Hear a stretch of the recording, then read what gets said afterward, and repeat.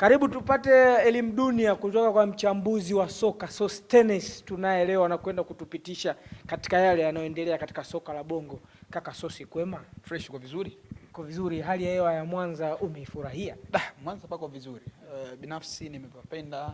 Hali ya hewa sio baridi sana, sio joto sana, so comfortable. Niko vizuri. Tuko sawa sawa tukazungumze michezo kaka? Mimi niko sawa kwa sababu sisi ni wana michezo na tunaipenda michezo. Bwana, kwenye mitandao ya kijamii kumezuka maneno. Afisa habari wa Simba kwa maana ya Ahmed Ally na Hans Raphael, mchambuzi kutokea kituo kimoja cha radio, wamekana wakirushiana maneno, mara jasusi, mara hivi. Ni yupi anazungumza fakti na ni yupi anafanya jambo la msingi kuliko mwenzie? Ambacho mimi na uhakika nacho na sidhani kama kina shida ni Hans Raphael alikuwa yupo kwenye kazi yake, kwa sababu ukiachana na uchambuzi, Hans Raphael kwenye nchi yetu ni moja ya watu ambao wamejichukulia umaarufu kwenye eneo la wanasema wabobezi kwenye masuala ya usajili, transfer expertise. Amekuwa akiishi huko kwenye miaka mingi na wengi tumemtambua akiwa anafanya hiki, akiwa yuko kwenye engo hiyo ya masuala ya usajili. So alichokizungumza leo nadhani ni miongoni mwa tips ambazo huwa anazifanya kwenye masuala ya usajili. Issue ya Hans Raphael kufanya breaking kwenye sajili mbalimbali hapa nchini, tumemwona sajili ya Clatous Chota Chama kurudi Simba, yeye alikuwa wa kwanza kufanya hivyo, si ndivyo?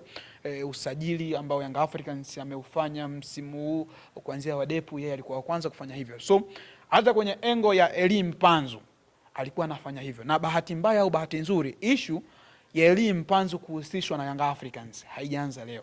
Of course sisi sote tunafahamu mpira, hata nikikwambia wewe yawezekana umeshawahi kusikia, sio mara moja au mara mbili. Nadhani hata kuna wakati baadhi ya viongozi wa Young Africans tuliwahi kuwasikia wakisema tunataka mchezaji wetu mtatupa sasa hivi au tusubiri dirisha kubwa. So ni issue ambayo inafahamu. Kwangu mimi ambacho najiuliza mpaka sasa hivi, kwa nini Ahmed aliamua kuingilia kazi huru ya mwandishi wa habari?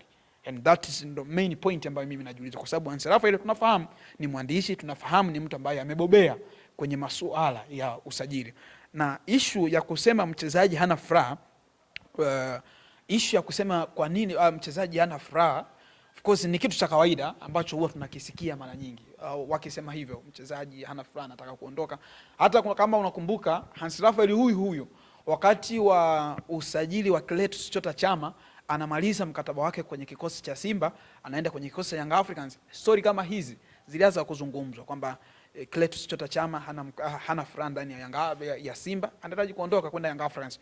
Later on wote tulikuja kuwa mashahidi, Clatous Chota Chama aliondoka akaenda kujiunga na kikosi cha Young Africans. So hata leo naamini moja ya vitu ambavyo Ahmed kwangu mimi nasema amekosea ni kumwingilia Ahmed, kumwingilia Hans Raphael kwenye kazi yake ambayo tunamfahamu wengi, mara nyingi amekuwa akifanya hivyo, na sio kwa nia mbaya, kwa nia nzuri. Tunafahamu amekuwa akijihusisha kwenye masuala mbalimbali ya usajili, amekuwa akitoa tetesi mbalimbali za usajili. Hata hiki ambacho alikifanya leo ni kwenye ile kitu ambacho tumezoea akiwa akifanya kwa muda mrefu, masuala ya usajili. So kwangu mimi naamini Hans Raphael alikuwa haki kwenye kazi yake ambayo amekuwa akifanya muda mrefu na tumezoea amekuwa akifanya hivyo. Lakini Ahmed naamini whether ametumia watu wao wanasema mhemko kumwattack Hans Raphael,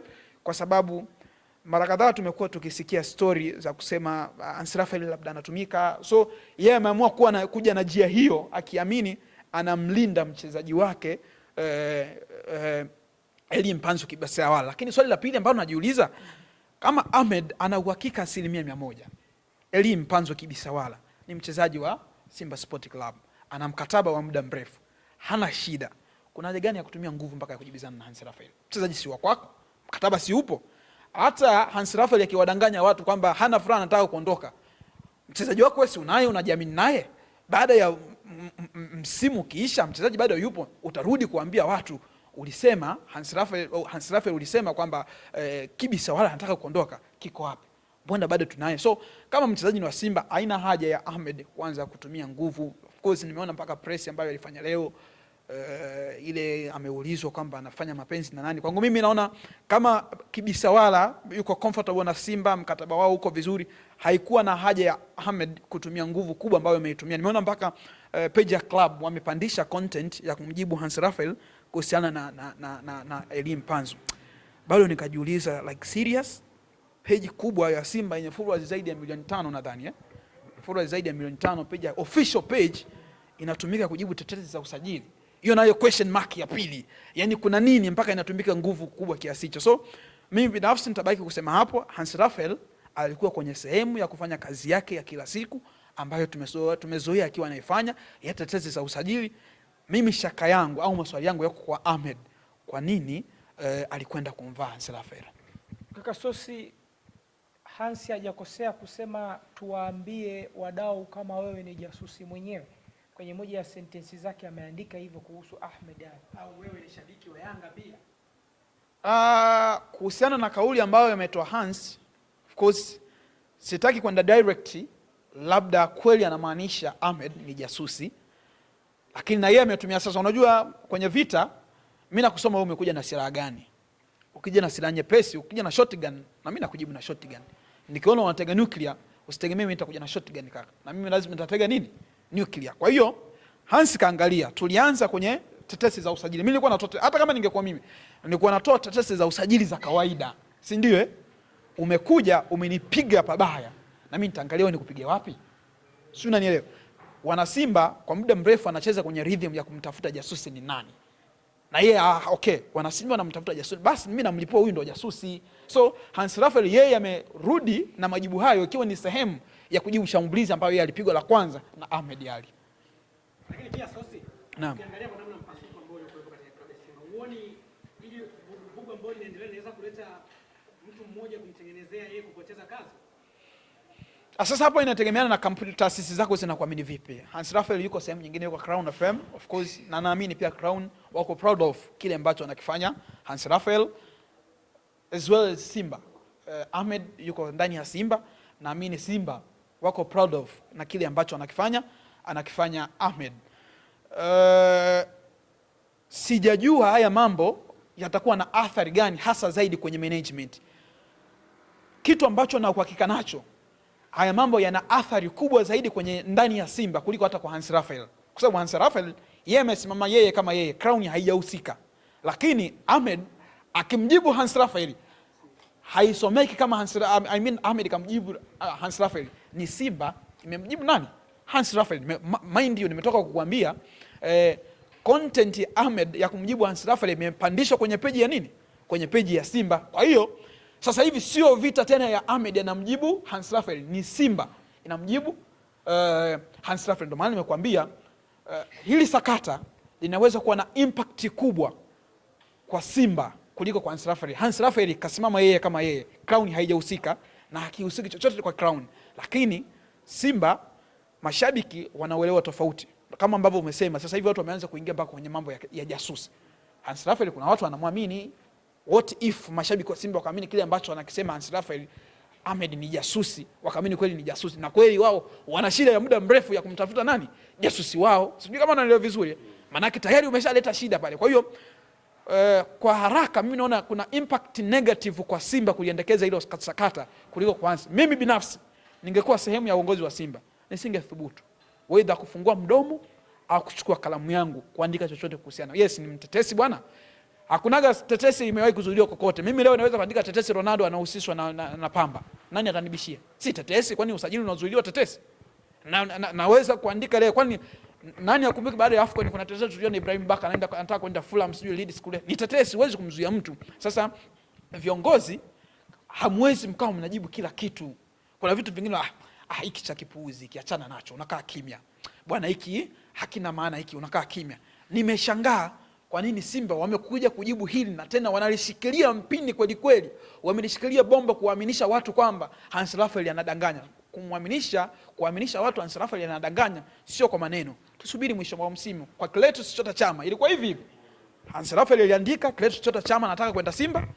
Watu walitumia nguvu nyingi, lakini at the end of the day tuliona Clatous Chota Chama akaenda wapi?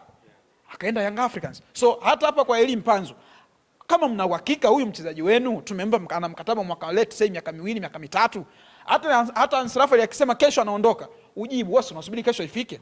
Kesho ndio unauliza sasa, wapuuzi walishaongea bwana, Kibi Sawala anaenda Young Africans, kiko wapi? So kwangu mimi binafsi nasema Simba hawakuwa na haja ya kutumia nguvu kujibu hii issue. Kama kweli wana uhakika Mpanzu ana raha ndani ya Simba, Mpanzu hataki kuondoka ndani ya Simba, haikuwa na haja ya kutumia nguvu kumjibu. Pengine kinachozungumzwa kinaweza kikawa kina ukweli ambacho walizungumza Silafa kulingana na kile kinachoendelea ndani ya klabu ya Simba kuhusiana na elimu. Kwani Hans wote tunajua amekuwa akifanya tetesi nzuri tu na anazofanya zinatimia. Mimi siwezi kusema Hans amedanganya au amesema ukweli, lakini wote I'm sure is Hans Raphael amekuwa na consistency hiyo ya kufanya transfer track ambazo ni nzuri. Baadhi ya transfer nyingi karibia kila madirisha hivi karibuni tumemwona akiwa anapatia. Akiferi ni 2 au 3 of which watu wote duniani huwa wanakosea. Hata Fabrizio Romano aliwahi kumess up tetesi ya Cristiano Ronaldo. Ronaldo anatoka Juventus, anaachana na Juventus. Fabrizio tips yake ya kwanza aliyesema anaenda Manchester City, na mpaka anasema amekata tiketi ya kuondoka Italia kwenda Uingereza. Anasema anaondoka kwenda wapi? Anaenda City. Lakini baada ya masaa 8 akasema deal imekuwa blocked, haendi tena Man City, anaenda Manchester United. So issue ya usajili na kuja kuwa hijacked baadaye huwa zipo kwenye football, lakini tunaangalia consistency. Huyo mtu amekuwa na muendelezo wa kufanya kazi, sajili zake zinatiki au sajili zake zinafanyaje? Zinakosea. Of which kwa Ansalafa ile tuwe tu wazi, mara nyingi tetesi zake zimekuwa zikifanya vizuri. So yawezekana, na hata nimekuambia mwanzo tumekuwa tukisikia hii sio mara ya kwanza. Issue ya Kibi Sawala kwenda Young Africans leo sio mara ya kwanza. Sisi tumeisikia muda mrefu. Kuna wakati walikueleza bwana, mchezaji wetu mtatupa dirisha dogo au mpaka msimu uishe. Of course na sisi tunasubiri, lakini mimi kwangu mimi ninachosimama nacho, Simba hawakuwa na haja ya kutumia nguvu kubwa kumjibu Hans Raphael. Kama wana uhakika Elie Mpanzu ana furaha ndani ya Simba, kama wana uhakika Elie Mpanzu hataki kuondoka ndani ya Simba, kama wana uhakika Elie Mpanzu ana mkataba muda mrefu ndani ya Simba, hapakuwa na haja ya kutumia nguvu kubwa. Tukiachilia hilo, Sostenes weekend hii zinakwenda kupigwa mechi za hatima kwenye club bingwa. Young Africans anakwenda kucheza na JS Kabylie. Tuimulike hiyo yenye mvuto zaidi, kwa sababu huenda atakayeshinda kama ni Young Africans anaweza kwenda. Unaziona pointi 3 na magoli zaidi ya 2 kwa Young Africans, ambaye ndani ya msimu huu kwenye uwanja wake wa nyumbani amepata goli 2 tu, kwa maana ya Guantanamo Bay kama wanavyowaita wenyewe. Sio rahisi kama hivi ambavyo tunazungumza. Yaani mimi nikisimama kuzungumza unaweza kuzungumza kirahisi sana. Tutaenda Guantanamo, tunampiga JS Kabylie goli 3, Farabat anafungwa, tunaenda robo finali. Sio rahisi kama hivi ambavyo kuzungumza. Na bahati mbaya sana Young Africans amekuwa na consistency ya kukosa matokeo kwenye mechi ambazo zina pressure. Msimu uliopita Young Africans alihitaji goli hili bila kujalisha nani atapata nini, nani atapata nini. Benjamin Mkapa dakika 90, 0-0. Achilia mbali msimu wa nyuma wakati ambao wanacheza na Mamelodi, mechi ambayo mkondo wa kwanza iliisha 1-0, mkondo wa kwanza iliisha bila, mkondo wa pili iliisha bila. Still alikuwa na chance ya kupata goli hili moja, akawa ameenda hatua inayofuata. Na unakuja kwenye mechi ambayo bahati mbaya sana, kwanza kuna idadi ya magoli, sawa? Alafu pili, still unaomba kuna timu ifungwe. Young Africans anaweza akashinda goli 10, alafu Farabat akatoa sare. Kitakachotokea nini? Farabat anatoka. Kwa hiyo kabla Young Africans maombi yake makubwa ya kwanza ni kumwombea Farabat kabla ya kujiombea yeye. Likisha timia la Farabat kufungwa, then yarudi kwake, Mungu nisaidie nishinde goli kuanzia idadi hizi. Yaani Farabat asije akambulia hata sare kule kwake. Kwa hiyo kibarua kigumu Young Africans kilichopo ni kwa Farabat kuliko hata kwenye mechi yake. Then ukirudi sasa kwenye mechi yake, yaani ana mitihani miwili hapa. Mtihani wa kwanza wa Farabat, mtihani wa pili wa kwake. Na mbaya zaidi kwake ana idadi ya magoli, inabidi ashinde magoli, hasari haimsaidii, na Young Africans amekuwa na tendency hiyo ya kukosa. Though si maanisha haiwezi ikatokea. This is football na Young Africans timu hiyo wanayo. Yani timu ya kushinda wanayo, lakini sasa tunaangalia probability ya upande wapi.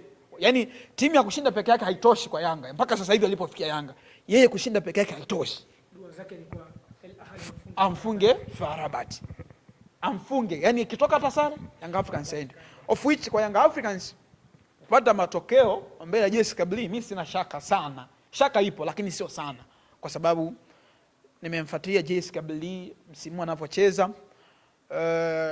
Naye amekuwa na shida kwanza kwenye finishing. Kama ulitazama mechi ya mwisho anacheza na Ahly akiwa nyumbani, mechi ambayo ilisha bila, ali create clear chance zaidi ya 3 za kumaliza ambazo alikuwa anaweza kufunga goli moja au magoli mawili, lakini alikuwa na safu butu ya ushambuliaji, alishindwa kupata magoli. Lakini cha pili, kuna namna anakosa anashindwa kuwa kwenye shape sahihi wakati ambao anashambuliwa. Akiwa hana mpira anashindwa kuwa kwenye shape sahihi, mara nyingi amekuwa akifikiwa golini. Aina ya viungo wake wakati ambao yuko nao, Babakar Sall of course alishawahi kufika hapa Tanzania akiwa na kikosi cha Simba. Moja ya vitu ambavyo alikuwa analalamikiwa ni uzito. Yawezekana kipindi kile alikuwa hajacheza muda mrefu kwa sababu alikuwa injury. Amerudi kwenye kikosi cha JS Kabylie, anaonesha ubora lakini still ana delay kufika kwenye matukio. Yeye ni miongoni mwa wachezaji ambao wanategemewa kwenye eneo la kiungo la JS Kabylie. Bado shida hiyo imekuwa ikiwasumbua JS Kabylie, wanafikiwa sana. Kwa hiyo shida ya kwanza kwenye kushambulia, kuscore wamekuwa na shida. Wamekuwa na shida hiyo pia eneo la kiungo wanapitika sana, lakini hawana uzuri huo sana kwenye kufanya build up. Yani sio timu ambayo inakuaminisha inafanya build up kuanzia nyuma ikatengeneza chance ikawa ina flow up inakuja golini kwako mara kwa mara. Hawana ubora huo. Ukifananisha na Young Africans ambayo tumemwona msimu huu kwenye mechi zake zote ambazo amecheza amekuwa na ubora. Mechi ambayo Young Africans ku create chance ni mechi moja tu, mechi ya juzi ya ugenini ambayo amecheza na FAR Rabat ambayo alipoteza kwa 1-0, lakini still dakika za jioni baada ya kuingia Prince Dube kuna nafasi 2-3 ambazo zilipatikana, lakini kipindi cha kwanza waliamua kukaa nyuma. Of course naamini walikuwa wanalazimisha at least wapate sare, lakini baada ya kuona wameshafungwa nao walijaribu kuja. Lakini kwenye mechi 4 zingine zote ambazo wamecheza Young Africans imekuwa na uwezo huo wa kucreate nafasi 3, nafasi 4. So kwa kuhitimisha, hii game ni game ambayo imekaa kimtego sana, sio kwa Young Africans, hasa zaidi kwa Young Africans imekaa kimtego sana. Anahitaji apate matokeo, lakini pia anahitaji goli 2+. Kwangu mimi natoa asilimia 30 mpaka 40 kwa Young Africans kwenda robo finali. Natoa asilimia 60 mpaka 70 na Young Africans kubaki. That is nature kulingana na kundi ambalo lipo na uhalisia wa kundi lenye jinsi lilivyo. Kasosi, shukrani sana. Shukrani sana.